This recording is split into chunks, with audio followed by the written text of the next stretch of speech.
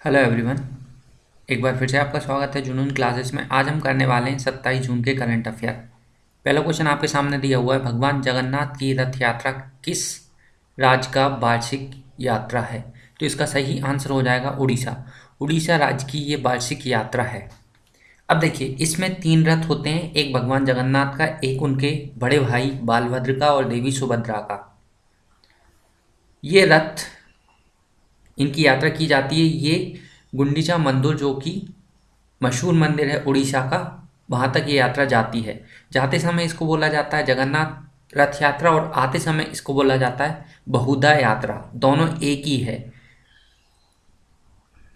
इसके अलावा उड़ीसा में धनु यात्रा या फिर धनु यात्रा भी कहा जाता है। यात्रा और यात्रा एक ही है। यात्रा उड़िया में बोलते हैं और यात्रा हिंदी में बोलते हैं। धनु यात्रा, बलि यात्रा, चैत्र यात्रा, ये सारे त्यौहार मनाए जाते हैं। इसके अलावा नुआखाई एक त्यौहार होता है, एक होता है राज पर्व, जिसको कि मिथुन संक्रांति कहा जाता है। ये कुछ त्यौहार हैं उड़ीसा के। इसके अलावा कटक में, जो कि महानदी के किनारे हैं, 500 साल पुराना मंदिर मिला है। इसके अलावा उड़ीसा देश का ऐसा राज्य बन गया है जिसने अपने ट्राइबल हॉस्टल के लिए ISO सर्टिफिकेट लिया है। ये भी आप ध्यान रखिए। चलिए नेक्स्ट क्वेश्चन पर चलते हैं। नेक्स्ट क्वेश्चन आपके सामने दिया हुआ है, किस देश के रेडियो स्टेशनों ने भारत द्वारा दावा किए गए क्षेत्रों के मौसम बुलेटिन देना शुरू कर दिया है? इसका सही आंसर क्या हो जाएगा? इसका सही आंसर हो जाएगा नेपाल। नेपाल ने ये जो क्षेत्र हैं, 3 क्षेत्र हैं, लिपुलेख, काला पानी और लिम्पियाधुरा, इनके क्षेत्रों की जानकारी, मौसम की जानकारी अपने रेडियो स्टेशन पर देना शुरू कर दिया है। नेपाल की राजधानी है काठमांडू, जो कि सार्क का मुख्यालय भी है। नेपाल के जो राष्ट्रपति हैं वो हैं विद्या देवी भंडारी, प्रधानमंत्री हैं KP शर्मा ओली। इसके अलावा भारत नेपाल में जल विद्युत परियोजना चला रहा है जिसका नाम है अरुण 3।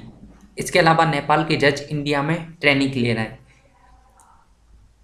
इसके अलावा कजिनसारा सबसे ऊंची झील जो कि नेपाल में मिली है, और भारत के जो राजदूत हैं नेपाल में, उनका नाम है विनय मोहन क्वात्रा। चलिए नेक्स्ट क्वेश्चन की तरफ चलते हैं। नेक्स्ट क्वेश्चन आपके सामने दिया हुआ है, भारत सरकार ने सेना के तीनों अंगों को कितने करोड़ तक की प्रति खरीद योजना की आपात वित्तीय शक्तियां दी हैं? किसी भी इमरजेंसी सिचुएशन में सेना 500 करोड़ रुपए की खरीदारी कर सकती है बिना किसी सरकार के इंटरफेरेंस के। ये इसलिए किया गया है क्योंकि यदि वो सरकार के पास जाती हैं तो काफ़ी लंबी प्रोसेस हो जाती है। उसी से बचने के लिए उन्होंने कहा कि आप 500 करोड़ की चीज़ें डायरेक्ट खरीद सकते हैं, युद्ध सामग्री। अगला दिया हुआ है, निम्नलिखित में से किस कंपनी ने कोविड-19 का इलाज करने के लिए आयुर्वेदिक दवाएं कोरोनिल एवं शुभाश्री लॉन्च की है? तो इसका सही आंसर क्या हो जाएगा? पतंजलि आयुर्वेद लिमिटेड। ये 2 जन की कंपनी है, एक बाबा रामदेव और एक आचार्य बालकृष्ण, जो कि नेपाल के हैं। इसके अलावा और भी एक दवाई आई है रेमडेसिविर और एक आई है फेविपिराविर। रेमडेसिविर को हेट्रोफार्मा ने लॉन्च किया है, जो कि कोवी4 के नाम से बिक रही है। इसके अलावा फेविपिराविर को ग्लेनमार्क फार्मा ने लॉन्च किया है, जो कि फेविफ्लू के नाम से मार्केट में बिक रही है। ये भी आप ध्यान रखिए। चलिए नेक्स्ट क्वेश्चन की तरफ चलते हैं।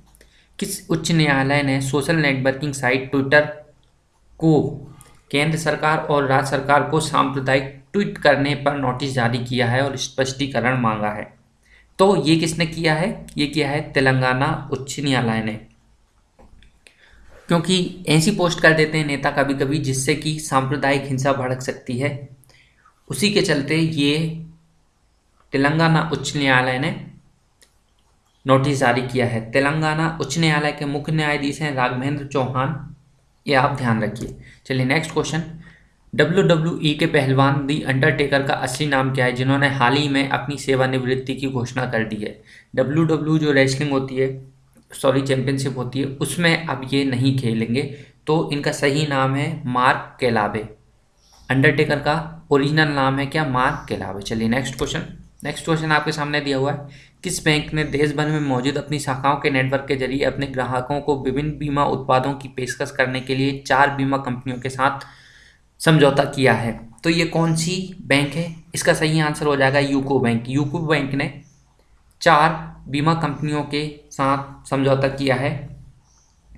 ये हैं SBI life, Religare, oriental insurance life और स्टार इंश्योरेंस। इनके साथ इन्होंने समझौता किया है। यूको बैंक का जो हेडक्वार्टर है वो है कोलकाता में और इसकी टैगलाइन है ऑनर योर ट्रस्ट। चलिए नेक्स्ट क्वेश्चन आपने सामने दिया हुआ है। हाल ही में किसी नए भारतीय कार्यालय पेशेवर जोखिम प्रबंधकों के अंतर्राष्ट्रीय संघ professional risk manager international association का मुख्य कार्यकारी अधिकारी नियुक्त किया गया है? तो ये किसको नियुक्त किया गया है? तो इसका सही आंसर हो जाएगा निराकार प्रधान। निराकार प्रधान को मुख्य कार्यकारी अधिकारी नियुक्त किया गया है। चलिए नेक्स्ट क्वेश्चन। किस बैंक ने स्वास्थ्य कार्यक्रम के अंतर्गत जो ब्रांडेड हेल्थ केयर स्वास्थ्य कार्ड यानी कि स्वास्थ्य कार्ड लॉन्च करने के लिए फिनटेक स्टार्टअप अफोर्ड प्लान से साझेदारी की है? तो ये किसने साझेदारी की है? ये साझेदारी की है यस बैंक ने। नेक्स्ट क्वेश्चन आपके सामने दिया हुआ, किस IIT संस्थान ने रिसीवर चिप विकसित की है जिसका उपयोग स्मार्टफोन और नेविगेशन डिवाइस में देश भर के भीतर के स्थानों और मार्गों को खोजने के लिए किया जा सकता है? सबसे पहले तो इस डिवाइस का नाम याद रखिए। इस डिवाइस का नाम है ध्रुव और इसको विकसित किया है IIT बॉम्बे ने। पिछले साल ही IIT बॉम्बे ने एक और चिप विकसित की थी जिसका नाम था अजीत। इसके अलावा 2019 में IIT मद्रास ने भी एक चिप खोजी थी जो कि पिछले साल ही खोजी थी जिसका नाम है शक्ति। माइक्रो प्रोसेसर और चिप एक ही चीज़ होती है, ये आप ध्यान रखिए। तो इसका सही आंसर क्या हो जाएगा? IIT बॉम्बे। चलिए नेक्स्ट क्वेश्चन। किस IIT संस्थान ने एक रिसीवर चिप विकसित की है जिसका उपयोग स्मार्टफोन और ये वही क्वेश्चन रिपीट हो गया। अगला, डॉक्टर श्यामा प्रसाद मुखर्जी किस राजनीतिक दल के संस्थापक थे? तो जो डॉक्टर श्यामा प्रसाद मुखर्जी थे वो भारतीय जन संघ के संस्थापक थे। तो इसका सही आंसर क्या हो जाएगा? Option A. जो डॉक्टर श्यामा प्रसाद मुखर्जी थे ये इतने प्रतिभावान व्यक्ति थे कि उन्होंने मात्र 33 साल की उम्र में 22 चांसलर बन गए थे यानी कि कुलपति बन गए थे कोलकाता यूनिवर्सिटी के। इसके अलावा 23 जून को इनकी पुण्यतिथि थी इसलिए ये क्वेश्चन मेंशन यहाँ पे किया गया और 6 जुलाई को इनका जन्म हुआ था।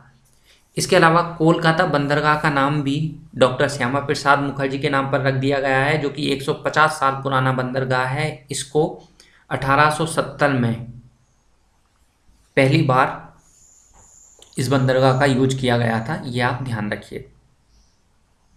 इसके अलावा डॉक्टर श्यामा प्रसाद मुखर्जी के नाम पर एक और नाम रखा गया है।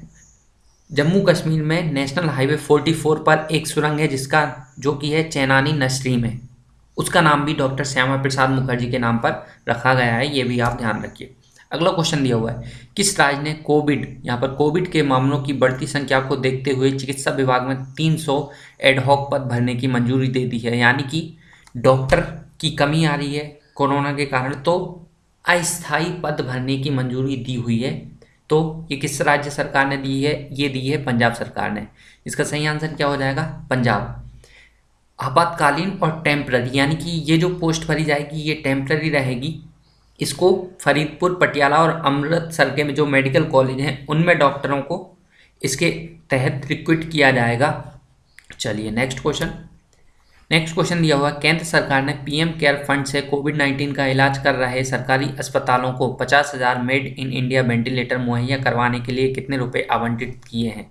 तो PM केयर फंड से 2,000 करोड़ रुपए आवंटित किए गए हैं मेड इन इंडिया के 50,000 वेंटिलेटर प्रोवाइड करने के लिए। इसके अलावा आप एक बात और ध्यान रखिए, 1,000 करोड़ रुपए प्रवासी मजदूरों के कल्याण के लिए भी PM केयर फंड से दिए गए हैं, ये भी आप ध्यान रखिए। चलिए नेक्स्ट क्वेश्चन,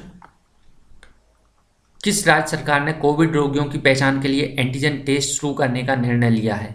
तो इसका सही आंसर क्या हो जाएगा? यूपी, उत्तर प्रदेश की सरकार ने ये शुरू किया है। इसके अलावा Karnataka institute of medical science Hubli में प्लाज्मा थेरेपी से सही होने वाला पहला व्यक्ति था। इसके अलावा यूपी, ये मैंने कोविड की बात चल रही है इसलिए भी बता दिया, पहला प्लाज्मा थेरेपी से सही होने वाला जो इंसान था वो था Karnataka institute of medical science Hubli ने। इन्होंने इस पद्धति से इंसान को सही किया था। इसके अलावा उत्तर प्रदेश सरकार हर्बल रोड भी बना रही है। हर्बल रोड बनाने का मतलब ये है कि जो भी रोड रहेगी उसके दोनों ओर 800 किलोमीटर में हर्बल पेड़ लगाए जाएंगे, तो इसलिए उसको डायरेक्टली बोल सकते हैं हर्बल रोड, यानी कि रोड सामान रहेगी उसके दोनों ओर हर्बल पेड़ रहेंगे, केवल ये है। चलिए नेक्स्ट क्वेश्चन, अंतर्राष्ट्रीय विधवा दिवस प्रत्येक वर्ष कब मनाया जाता है? तो जो विधवाएं हैं उनको सम्मान देने के लिए प्रत्येक वर्ष 23 जून को अंतर्राष्ट्रीय विधवा दिवस मनाया जाता है। इसके अलावा 23 जून को इंटरनेशनल ओलंपिक डे भी होता है, ये भी आप ध्यान रखिए। इंटरनेशनल ओलंपिक के लिए जो पहली बार हुए थे वो हुए थे 1896 यूनान की जो कैपिटल है एथेंस, वहां पर। ये भी आप ध्यान रखिए। चलिए नेक्स्ट क्वेश्चन की तरफ चलते हैं। फिल्म निर्माता स्टीव बिंग जिनका हाल ही में निधन हो गया, किस देश से थे? तो ये थे कहाँ से? अमेरिका से, यूएसए से। चलिए नेक्स्ट क्वेश्चन। नेक्स्ट क्वेश्चन आपके सामने है, किस राज्य सरकार ने इंदिरा रसोई योजना की शुरुआत करने का निर्णय लिया है? तो ये किसने निर्णय लिया है? राजस्थान सरकार ने ये निर्णय लिया है। इसके लिए 1000 करोड़ रुपए हर साल आवंटित किए जाएंगे इंदिरा रसोई योजना के लिए। तो ये थे हमारे 27 जून के करंट अफेयर। उम्मीद करता हूँ आपको समझ में आए होंगे। फिर मिलते हैं नेक्स्ट वीडियो में, और नेक्स्ट वीडियो आएगा 28 जून के करंट अफेयर का कल। चलिए थैंक यू।